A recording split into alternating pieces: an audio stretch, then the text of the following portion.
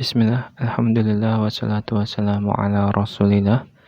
Amma ba'du, kita lanjutkan pembacaan kitab Mukhtasar Al-Bidayah wa Nihayah karya Al-Imam Ibnu Katsir rahimahullah ta'ala.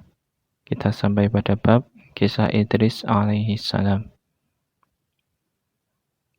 Idris adalah keturunan Adam yang pertama kali diberi kenabian setelah Adam dan anaknya Syed alaihi salam. Jadi setelah beberapa keturunan baru ada Idris yang menjadi nabi setelahnya ya. Ibnu Ishaq menyebutkan bahwa dia adalah manusia yang pertama kali menulis dengan pena.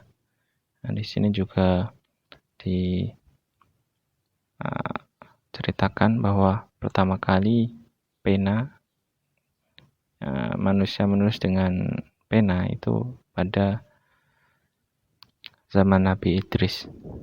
Dari Hilal bin Yasaf, ia berkata, Ibnu Abbas pernah bertanya kepada Ka'ab, dan saat itu aku hadir di tengah-tengah mereka, yaitu Hilal bin Yasaf itu hadir di sana. Ibnu Abbas bertanya, apa makna firman Allah kepada Idris, dan kami telah mengangkatnya ke martabat yang tinggi. Quran Surat Maryam ayat ke-57. Ka'ab menjawab, adapun Idris, maka sesungguhnya Allah telah mewahyukan kepadanya, sesungguhnya aku akan mengangkat amal-amalmu setiap hari seperti semua amalan keturunan Adam. Boleh jadi yang dimaksudkan adalah orang-orang yang ada di zamannya. Jadi maka Idris pun suka menambah amalannya. Jadi Allah berfirman kepada Nabi Idris bahwa setiap hari akan diangkat amalnya ya.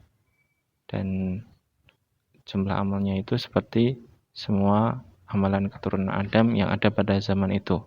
Sebab kalau yang ada pada seluruh zaman itu tidak mungkin ya. Karena kita sendiri tahu bahwa Nabi Muhammad itu Nabi yang paling mulia dan yang paling pertama masuk surga. Jika Nabi Idris yang ini maksud semua amalan keturunan Adam adalah semua manusia, maka tidak mungkin. Jadi yang dimaksudkan adalah orang-orang yang ada di zaman Nabi Idris. Kemudian kita lanjutkan. Suatu ketika kekasih Idris dari kalangan malaikat mendatanginya. Lalu Idris berkata kepadanya, sesungguhnya Allah telah mewahyukan kepadaku begini dan begitu. Maka bicaralah kepada malaikat maut agar ia sudi menangguhkan kematianku hingga aku dapat menambah amal kebaikanku. Jadi di sini Idris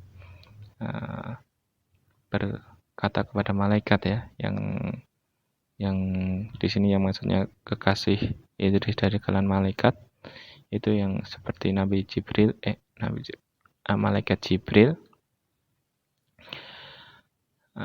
kepada Nabi Muhammad SAW yang selalu mendatanginya untuk memberikan pelajaran. Nah di sini malaikat tersebut dimintai oleh Nabi Idris untuk berkata kepada malaikat maut agar matinya itu ditangguhkan. Jadi matinya Nabi Idris ditangguhkan.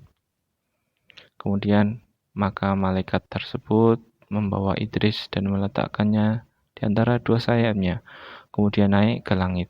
Ketika berada di langit yang keempat, ia bertemu dengan malaikat maut yang sedang bersandar.